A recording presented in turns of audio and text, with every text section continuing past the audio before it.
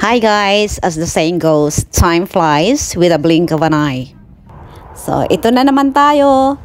2024 na. Last year I was here.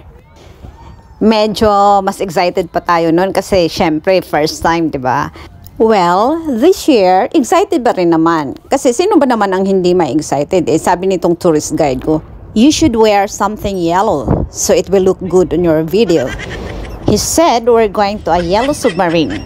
So, ako naman si tanga, I believed him.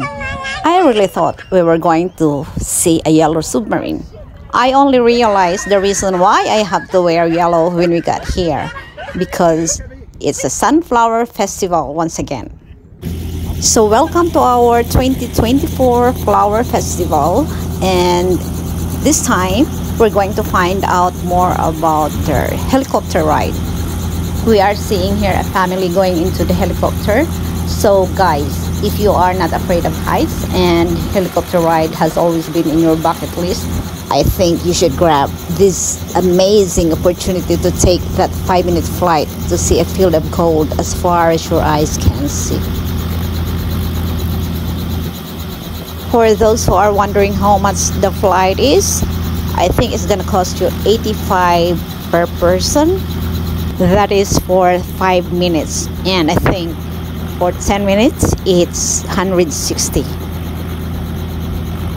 Ayan, everyone has buckled up, so see you later, alligator.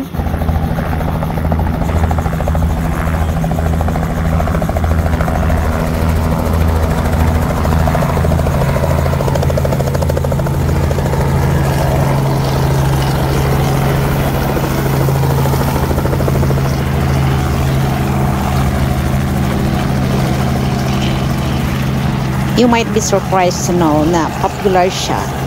Look, ang dami nang nag-aabang for the next flight. Napansin nyo rin ba tong afam na to guys? Diba ang ganda ng forma niya? Ay, ano ba yan? Ba't biglang nagkaroon ng flying house? O diba ang ganda niya at ang lawak?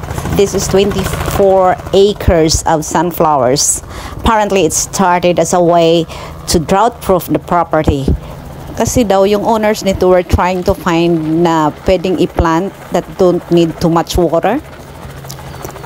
So, they came up with this, planting sunflowers and open it to the public. And to their surprise, people just embraced the idea of having a sunflower festival. Apparently, they were surprised by the attention that they got after the first year of opening. Every single ticket was sold out, and even the year after that. And this year, it's sold out again. So if you want to make it next year, better buy your ticket early. This event is not only attracting Australians, but tourists around the globe as well. That's why I'm pumped to be here, even though I've already been here last year.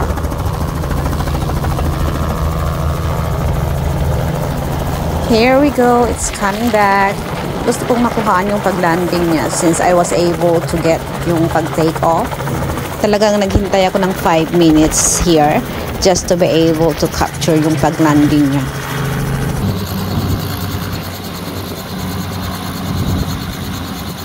It's hard to keep my phone steady kasi habang lumalapit siya, lumalakas yung hangin. So, yung phone ko, umaalog.